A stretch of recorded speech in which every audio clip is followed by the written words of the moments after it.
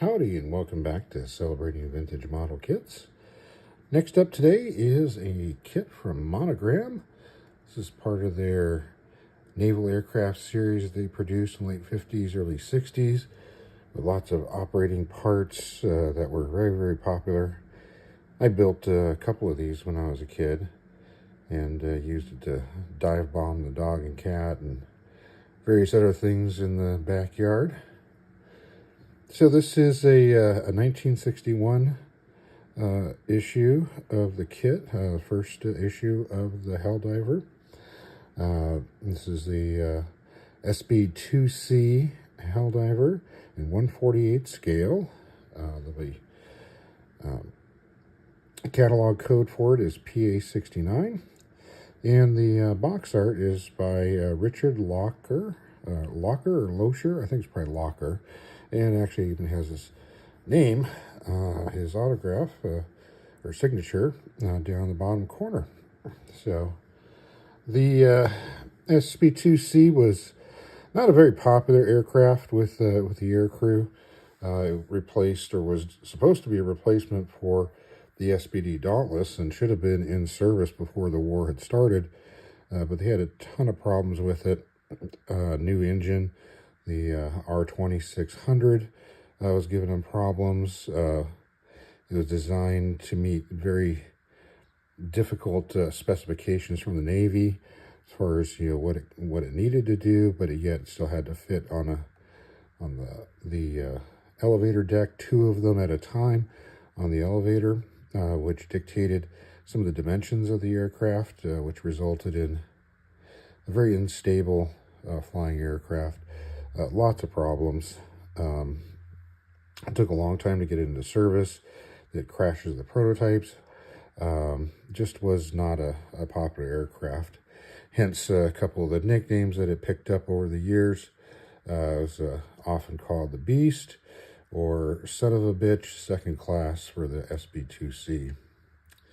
So the first prototype flew in 18 December 1940. Had a lot of problems, as I mentioned, with the engine, and there's stability issues, structural weakness, poor handling, very bad stall characteristics, and it ended up crashing due to the engine failure on 8th of February 41. It was repaired. Some modifications were done to it. Some changes to try to rectify some of the problems, lengthening the fuselage, changing of the tail shape, slats, automatic slats were added, a number of other things, and that one ended up crashing as well due to wing failure on 21 December 1941. So before the Navy would accept it, a total of 880 modifications had to be done. It was the subject of a current congressional investigation from the Truman Committee that just blasted Curtiss. And a lot of people see the Helldiver as the beginning of the end for Curtiss. Curtiss really didn't make it out of World War II. They only had a couple of other aircraft after World War II that didn't get production orders. And that was the end of Curtiss. And a lot of people feel that the Helldiver was the beginning of the end for Curtiss. They were ramping up for production of this even before all the problems had been worked out. They'd also contracted for 2 Canadian factories to produce the Helldiver as well. One was a Canadian Car and Foundry, and those aircraft were designated as SBWs. And Fairchild in Canada, those were designated SBFs. So a total of 7,140 were produced. It was also ordered by the Army, after seeing what the Stukas had done in Europe. The Army became very interested in dive bombing, so they ordered quite a number of Navy off-the-shelf dive bombers with some slight modifications, removing all the naval equipment to be used for the Army for dive bombing. And they ultimately really didn't use any of those. They had the Dauntless. It was the A24. That did get used a little bit in the South Pacific. And then the A25 was the Army version of the Helldiver. And that one never saw combat with them. The Army A25s were mostly handed over to the Marines. Some were used for training, and some were used as hacks around the airfields and target towing. The British also ordered quite a number of them, and when they finally got their first examples of them, they rated it as a very poor aircraft and rejected the aircraft that were sent to them, so they never saw service with them. Australians got a few, and they didn't see service with them either. Post-war, after the problems had been solved, they were utilized by the Greek and French naval air arms.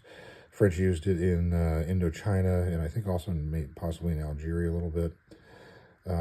They were also on charge with Italy, Portugal, and Thailand, although they didn't see any combat with any of those countries as well. There are some survivors, surprisingly, considering how poor these aircraft were. There's one in Greece, one in Thailand. There are 3 flying ones in the United States, 1 in the Smithsonian, and 3 currently under restoration. One of the interesting things I've read about the Helldiver was when it was first deployed on its first cruise, it was doing so poorly that when it came back, when the carrier went back in, they swapped the Helldivers back out for Dauntlesses again. So the pilots really did not like the Helldiver and would rather take the older, slower Dauntless than go to war in the Helldiver. So that's a little bit of the history behind good old SB2C. So let's take a look a little bit more at the kit. So this is quite a spectacular box. You got carrier deck scene here with the deck crewmen loading up a bomb. So even got name or slogan printed on it. Bang, you're dead. Guy loading up the cannons. Not quite sure exactly how he's filling the ammo trays for that, but I guess he is there.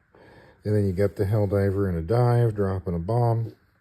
The crutch is missing in this image, so I guess maybe it retracted already. And you got a Japanese carrier, on fire over here. Then you've got all the action features that came with these naval aircraft series from Monogram, of folding wings, tractable landing gear, opening bomb bay, dropping bomb, sliding canopies, wing fuel tanks. I guess that's the drop tanks that they're talking about here. 8 rockets on the wings.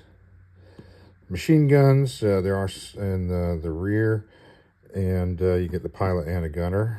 1/4-inch scale was 1/48. And it's showing you this, the companion model for the Dauntless, the Avenger, and the Wildcat. On the side here, you got little advertising splashes for the Avenger, the Dauntless, and the Wildcat with a little bit of info on them about what features they get. And the model codes. The logo here is when they're still put the stars on there, so people refer to these often as the 4-star monograms. On this side here, you've got some more information about the aircraft itself, and copyright is 61. On the end, we've got a repeat of the top box art, kit number, and it's got a 149, which was a suggested retail price of $1.49. And same thing on this side. Nothing on the bottom. This is about as mint of a kit as you can get. It's in really, really good shape. And here you can see on the inside of the lid, this is one of the hard box covers. And it's got the lithograph slick that's been wrapped around the box and then glued onto the box, so it's not printed directly on the cardboard like modern boxes are. So that helped give it that kind of extra special look to it. This was all hand done. Of course, once they developed technology to print directly onto the cardboard, they got rid of this because this was very time consuming and costly. The bottom part of the box is taped closed. And here we have the instruction sheet. So instruction sheet's fairly large. They're including photographs of the aircraft, the built model, some more information, a little bit more in depth about the Helldiver. Again, quarter scale, recommending using Monogram glue.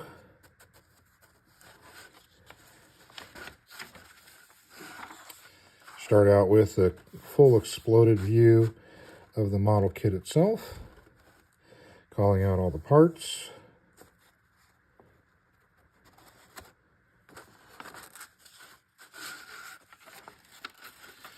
And a little information about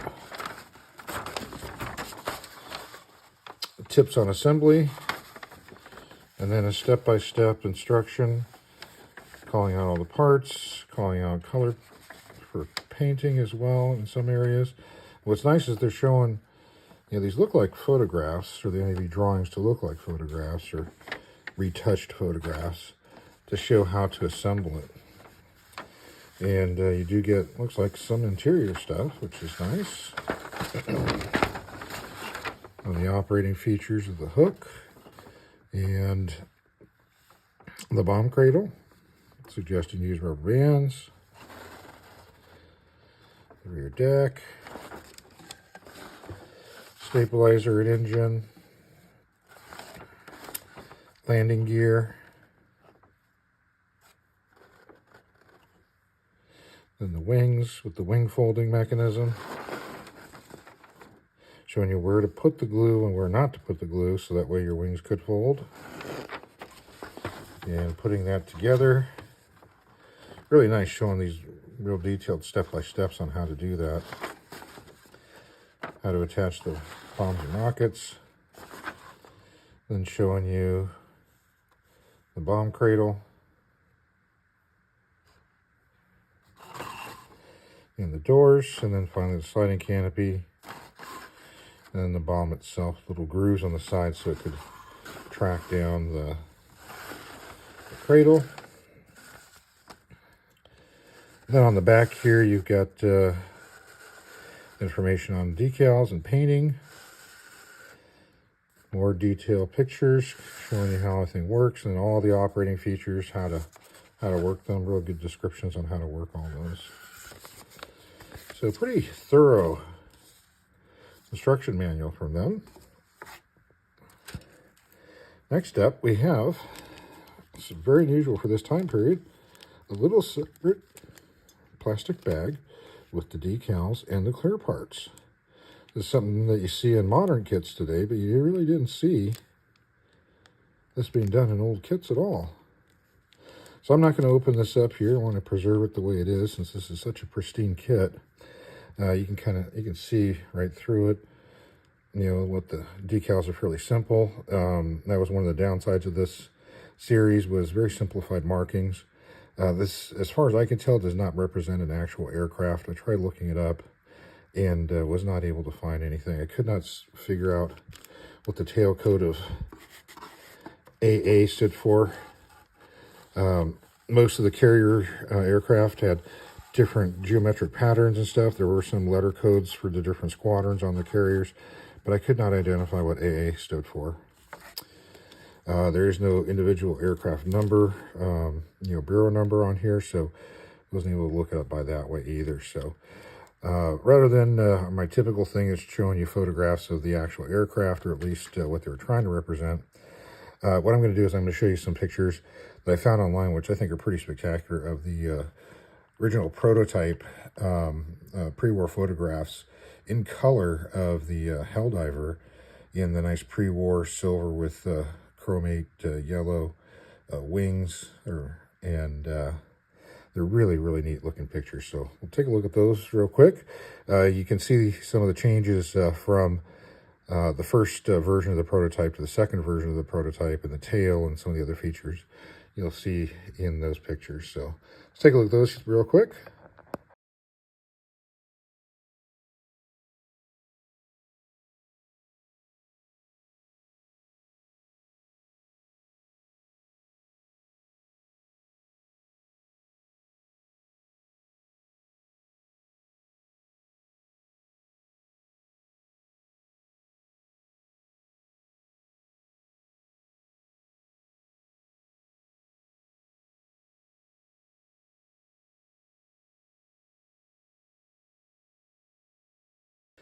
Now let's look at the parts.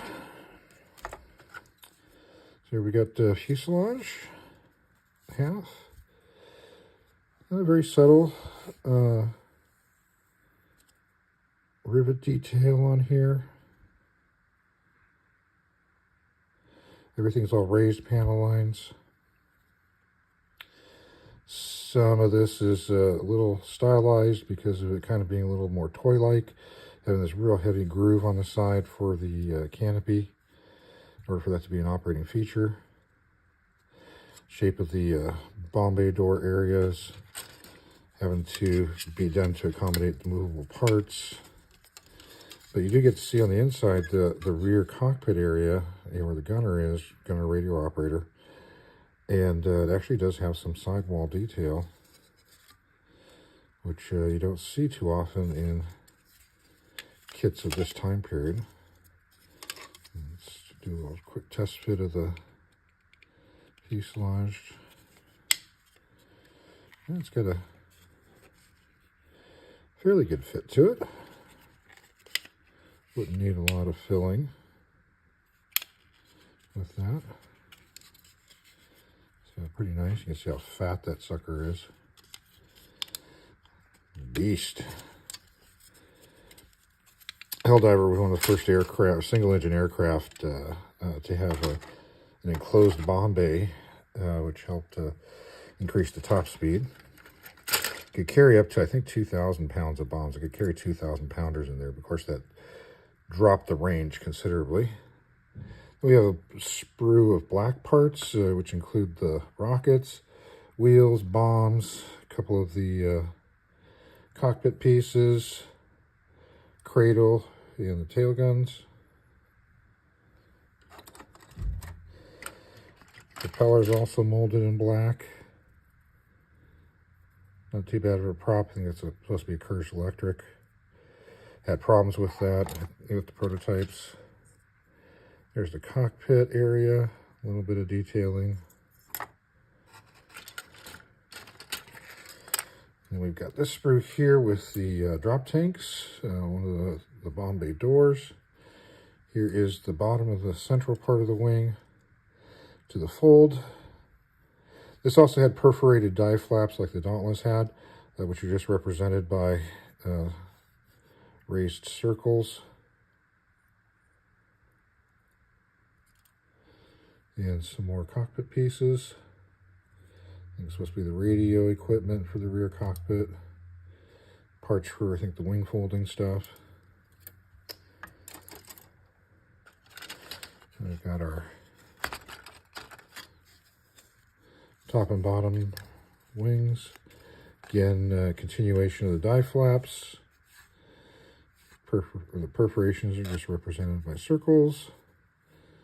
A lot of raised panel lines, rivet detail, spots for the rockets.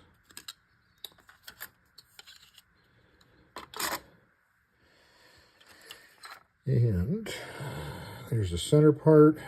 It had cannons in the wings.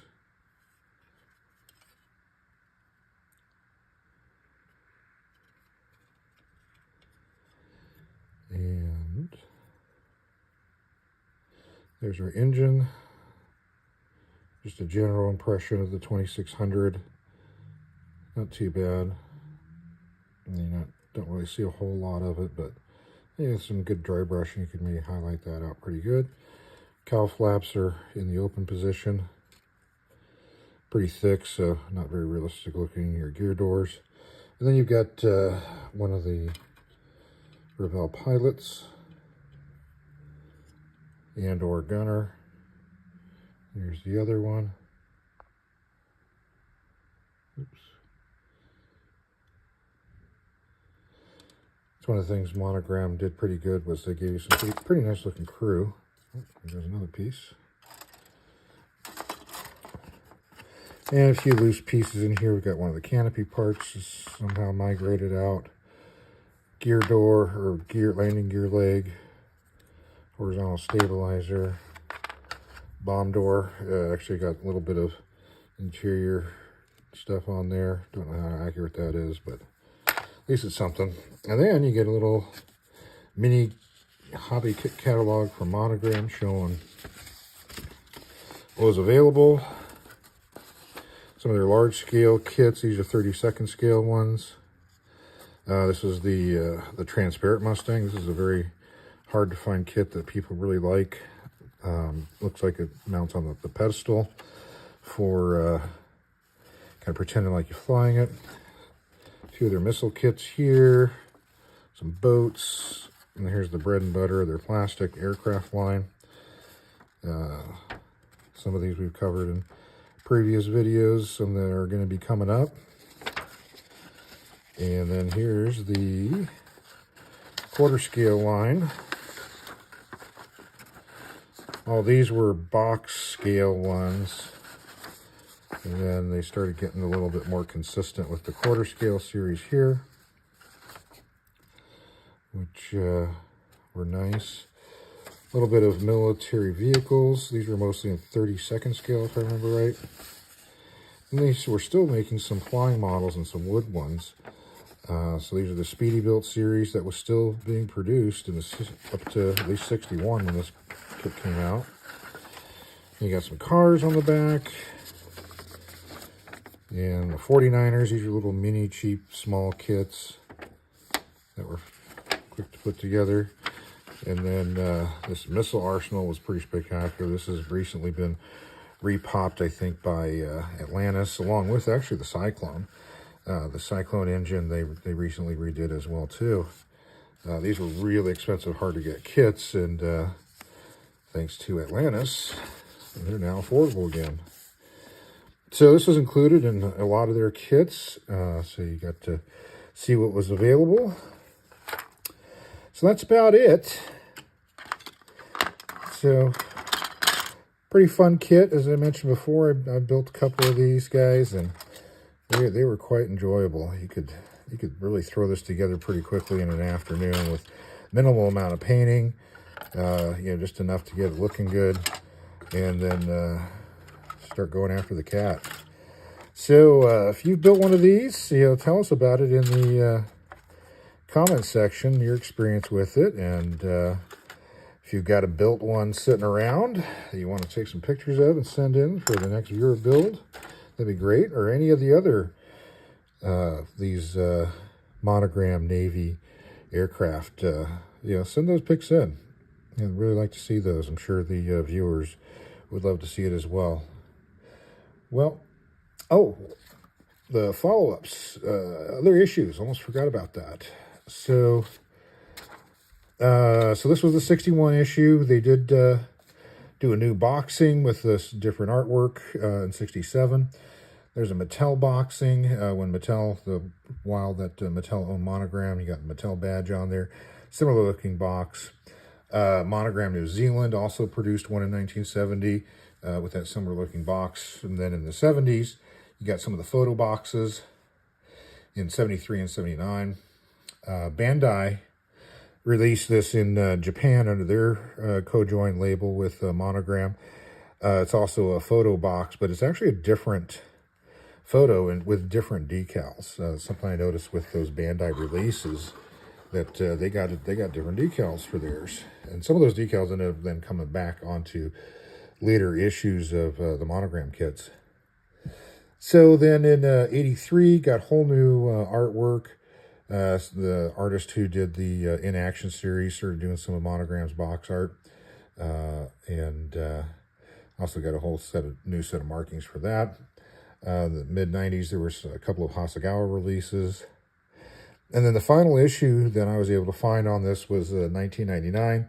Monogram did kind of a nostalgia release of this, kind of recreating this first issue box on it, and that was it. Surprisingly, it seems like this is a kit that Revell would have repopped a few times like they've done on some of the other ones of this series, but I did not see a Revell version of this. Could be because Monogram did come out with a much nicer Helldiver kit later on, and I think that is what Revell is reissuing from the Monogram line, is that much later issue, nicer Helldiver kit. So that's it for today. Hope you enjoyed seeing this great blast from the past, and have yourself a great rest of your day.